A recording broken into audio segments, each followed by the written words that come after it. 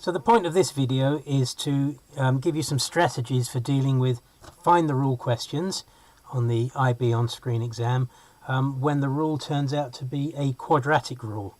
So they're probably the most difficult ones to spot what the rule is, but there are some ways you can approach it. Now, often in questions where the rule is a quadratic one, they give you some kind of geometric situation going on that you can see and get a physical interpretation to give you a sense of how the pattern develops. So in the November 2020 exam, for example, you had a pattern that was squares, and the first square was 3 by 3. So square number 1 when n equals 1. I think I need a different pen. Let's try this one. Okay, when n equals 1, the first square, it's got an area of 9. Then you add a square around it, so the next square is 5 by 5, including the one in the middle. So the whole square surrounded by blue with the pink in the middle has an area of 5 times 5, which is 25. Number 2, area 25, and then the next one's got another square around that, so that's got a width of 7. 7 times 7 is 49, and then the next one, the fourth one, well, the question often goes that there's a blank table and predict further values. So you might spot that it's 3 times 3, 5 times 5, 7 times 7, so the next one should be 9 times 9. 1, 2, 3, 4, 5, 6, 7, 8, 9 times 9 is going to have 81 in it.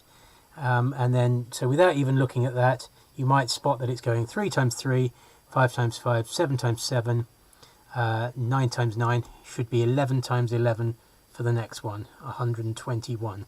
So you can pause the video and count 121, or count 11 times 11 if you like, but they are there. When the rule is quadratic, it has the property that the differences between the differences are constant. So what I mean by that is, if you look at the difference between 9 and 25, it's 16. If you look at the difference between 25 and 49, it's 24. If you look at the difference between 49 and 81, it's 32. And if you look at the difference between 81 and 121, it's 40. So the first differences go 16, 24, 32, 40, and if you look at the differences between those, called the second differences, that's 8 every time. So when you have a quadratic rule, the second differences are always constant like that. So that is a little clue that the differences between the differences, the second differences, are always constant. That is a little clue that will tell you that the rule is something quadratic. So a equals something or other involving n squared. Now, the way to approach this is to just break it down into what's happening geometrically. So if you think of think of how you got these areas were from the length times the length. So if I think about the length of these squares, let's call it L for length. The first length is 3, and then we added on 1 either side, so the next length was 5, the next length was 7, and you can see what's happening with the lengths. They're going 3, 5, 7, 9, 11, and so on. So once you've spotted that pattern with the lengths, that's actually a linear pattern. Every time these are going up by 1, these are going up by 2. So it's quite simple to find a general rule for that. So when n is anything in particular, the rule for this, well, it's going to involve 2 times n, because they're going up in 2s. But if we just had 2 times n, it would be 2 times 1 is 2, but we want 3. 2 times 2 is 4, but we want 5. 2 times 3 is 6, but we want 7. So the lengths are actually always 2n plus 1.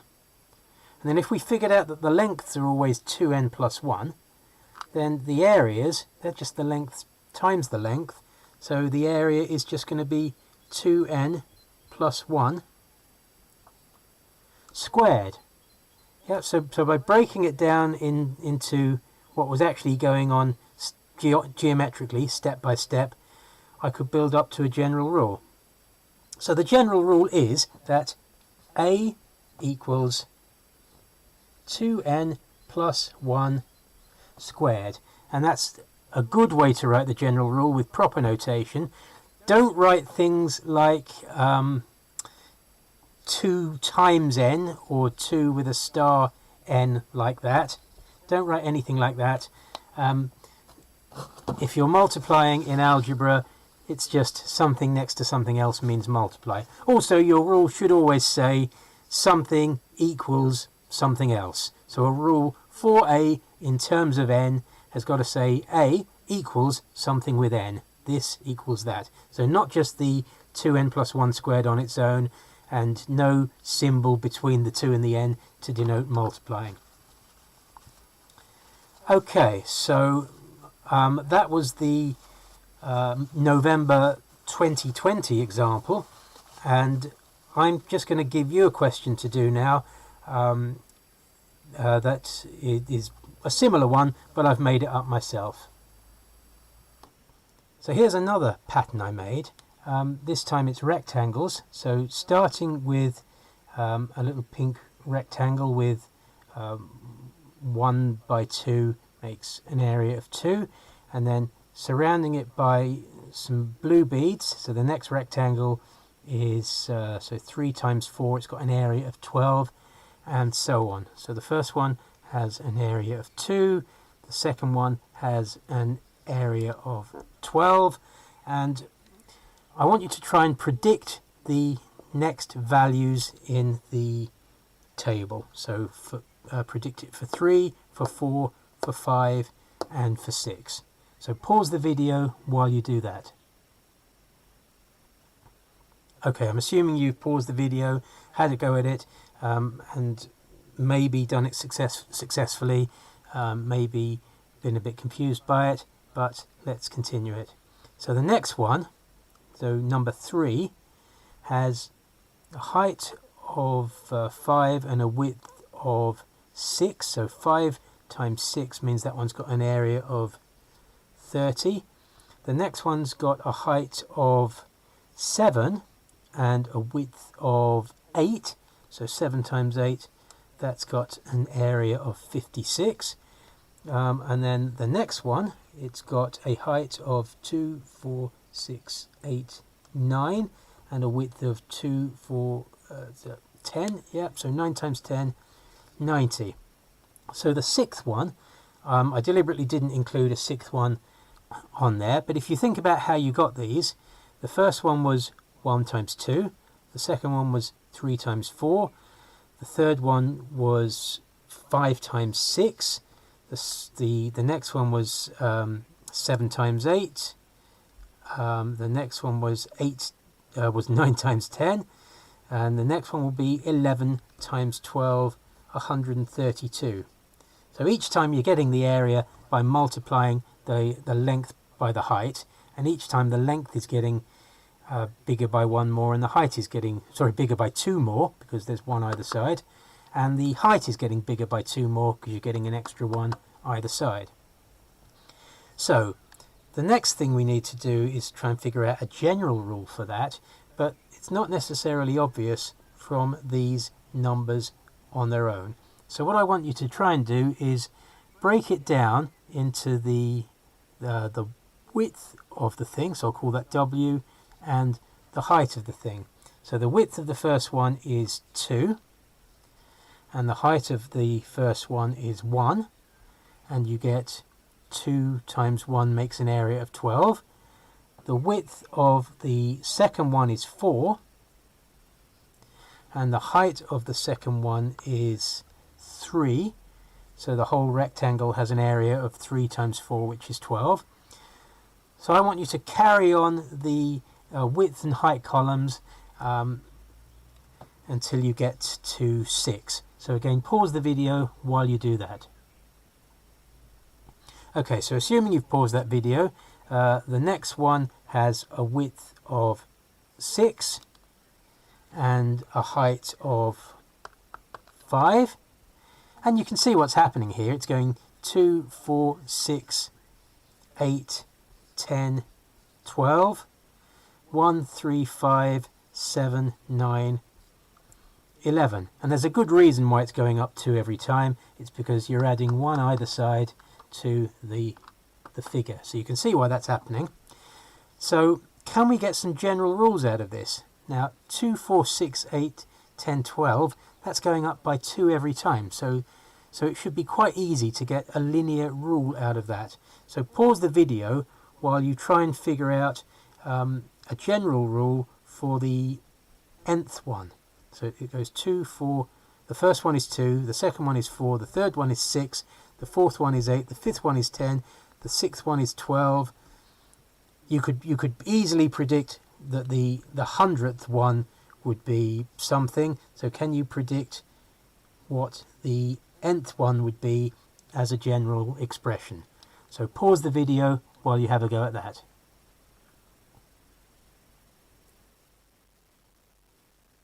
Okay, so assuming you've done that, then let's think about this. So these are going up by 2 every time. So that gives us the rule, or gives us the clue, that the rule has something to do with 2n. Now, when n is 1, if the rule is 2n, then we should get 2 times 1, which is 2. And we do get that. When n is 2, the rule 2n would give us 2 times 2 is 4, and it is 4. When n equals 5, for example, 2 times 5 would give us 10, and it is 10. So the rule for the width is just 2n. Now we want a similar rule for the height. So again, pause the video while you try and figure out a rule for the height. So assuming you've done that, so again, the heights are going up by 2 every time. So that gives us a clue that the rule has something to do with 2n in it. If the rule for the height was 2n, then we would get 2 times 1 is 2, but it's only 1. 2 times 2 is 4, but it's only 3. 2 times 3 is 6, but it's only 5, up at the top. 2 times 6 is 12, but it's only 11. So the rule clearly needs to be 2n minus 1 to get the number. So we've got a rule for the width and a rule for the height. So bearing in mind that the area is just the width times the height, it should be quite easy from those to get a rule for the area. So the next step, I want you to write a rule that says area equals something something with n. So I want you to write a rule for a in terms of n. So pause the video while you do that. Okay, so assuming you've paused the video and had a go at that, so the area is just the width times the height. So the rule is that the area is the width, which is 2n, times the height, which is 2n minus 1. And it needs to be written like that. So I don't want to see a multiplication symbol between these two things. And the rule has got to say something equals something else. So 2n times 2n minus 1 on its own isn't a rule, because you're not saying that's equal to anything. The rule has got to say a equals something with n in it, then it's a rule for a in terms of n. Okay, so the next bit of the question will always say test your rule, verify your rule, and then justify your rule as well. So if you do just lots of examples of that working, then that does the test, verify, justify. Just pause the video while you try to test and verify, and justify.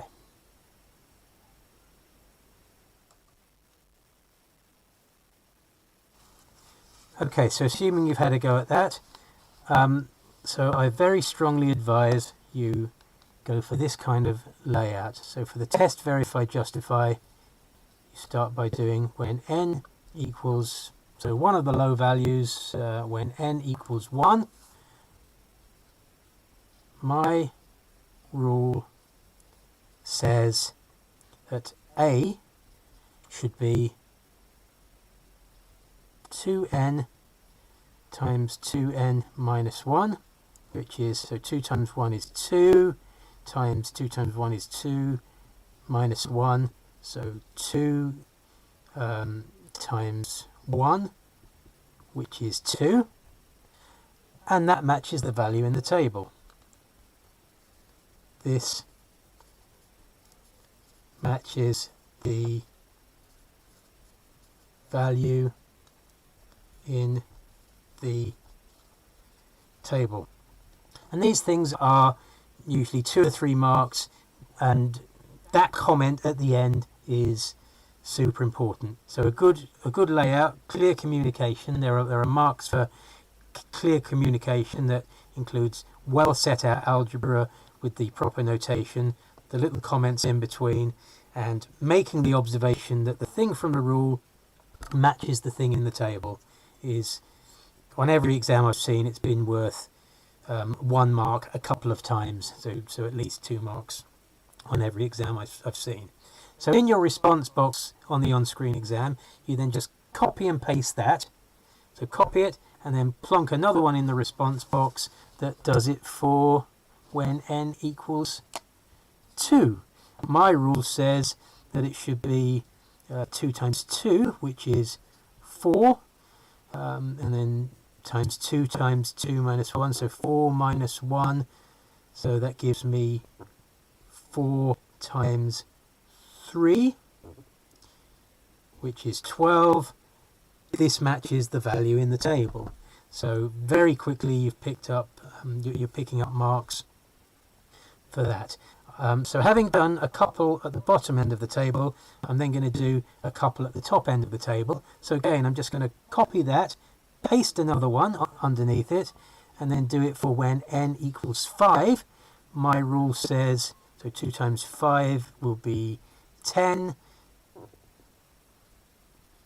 So 10 times 10 minus 1, which is 10 times 9, which is 90.